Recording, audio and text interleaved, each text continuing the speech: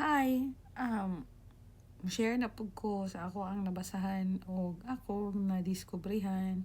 So, muna ako, I just wanna share. Share lang ko ninyo. So, sumpay ni siya sa previous na ko nga video about ni Moses. So, arita sa Exodus 4, 29, 24. So, 24 to 26.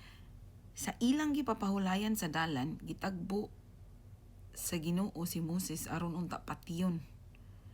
Unya, mikuha si Sephora og hait nga bato ug gituli niya ang iyang anak ug ang panit nga iyang naabis gipahid niya sa tiil ni Moses. Miingon si Sephora, "Ikaw ang akong bana sa dugo, busa. Wala patya sa Ginoo si Moses." Mao kining higayon nga miingon si Sephora, "Ikaw ang bana sa dugo." Tungod sa gihimo sa pagtuli. Now, question na sa time sa God. First, diri sa 21, ganahan ka nga kwaon i-save ang Israel sa Egypt ni Moses nga ipakita iyang imong mga signs, iyang mga powers para makita ni hari kung unsa ka kagamanan, but then imo pagahion ang kasing-kasing sa hari. Nya pagkahuman na sad karon sa 24, imo nasampat yun si Moses time sa good. Wa ko kasabot. So anyway, sa akong gibasa, mubalik ta sa Genesis. Mubalik ta sa Genesis. Genesis 17 adto ka sa 9 to 14.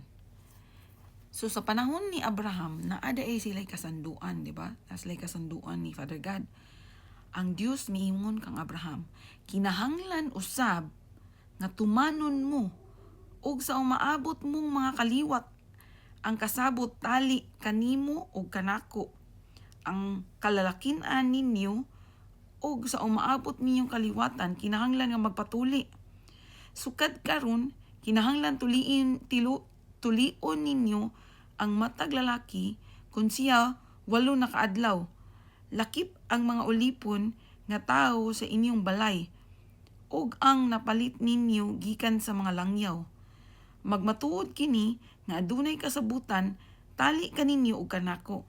Ang matag usa kinahanglan magpatuli agig timaan diha sa inyong lawas nga magpailang nga ang akong kasabutan tali kaninyo walay katapusan. Ang tanang lalaki nga dili magpatuli kinahanglan hinginlan kay wala man niya matuman ang kasabutan. So ang uban hinginlan, ang uban pud nga version kay gibutang gani diri nga ang uban gani nga version kay ang uban nga version is 9 to 14. Naadere sa lain sa nga version, ang kinahanglan dili niyo isipon nga tungod kay gipakawalay bili ang akong kasabutan.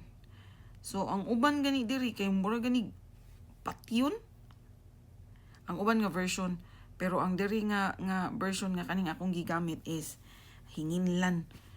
So makauna-una ka time sa so walay tuli si Moses. Pero kung imo sang basahon diri sa ari nasag ka diri sa kuan, kung imong i-background si Moses, di ba nabuntis to iyang mama no? Unya, sa panahon nga nabuntis to iyang mama, nideklarar to, sa panahon ng anak na iyang mama, nideklarar to ang hari sa Ehipto nga patyon daw kuno ang tanang mga lalaki, batang lalaki. So, gitaguan to sa iyang mama, hangtod nga pag-abot na og 3 months, dili naman mataguan.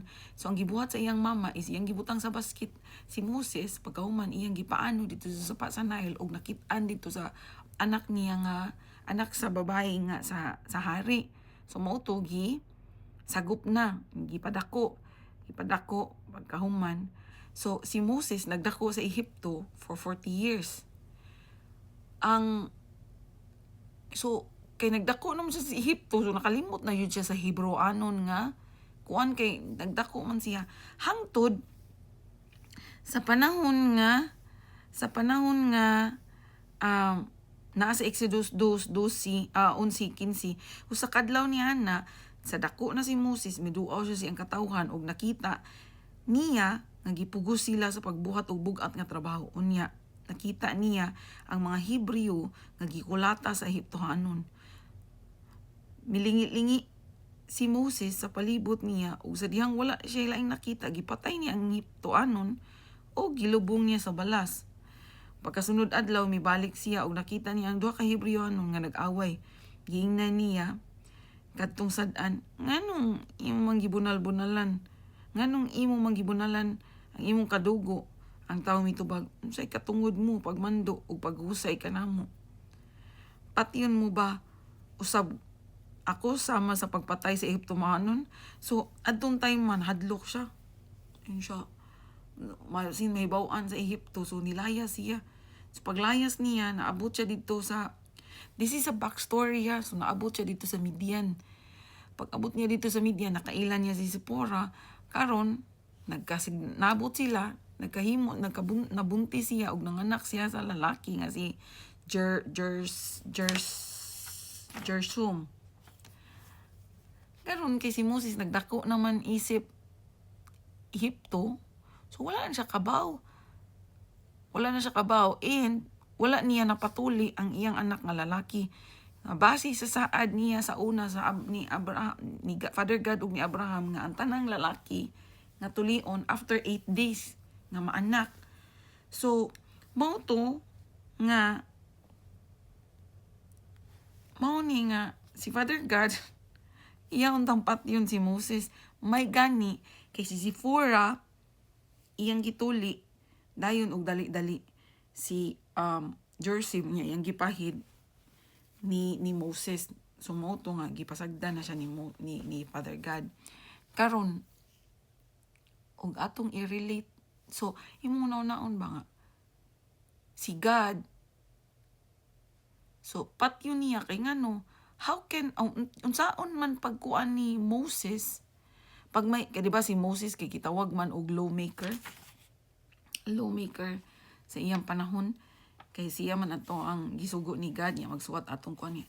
So wala pa to, si God nakaunaw na unsaon man nimo pagkahimong mambabalaod kung ikaw mismo wala nagtuman sa akong balaod.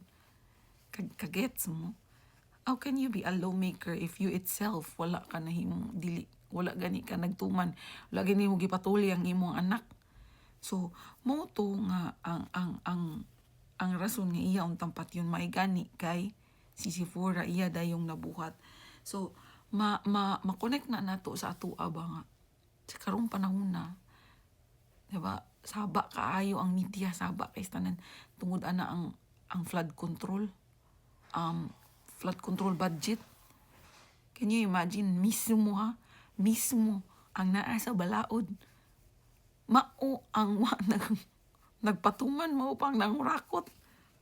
So kuan kay tanan ba nga, can you imagine kung si God i-punish na sila? May gani no, kay buutan kay si God nato. Kung wala pa, pareha pa sa una, may gani kay giluwat sa tanin Jesus Christ. Jesus Christ ang nagkuha nato, nagpatunga Midian. Kay kung wala pa, patyon ta sa Ginoo, kay wala ta nagatuman.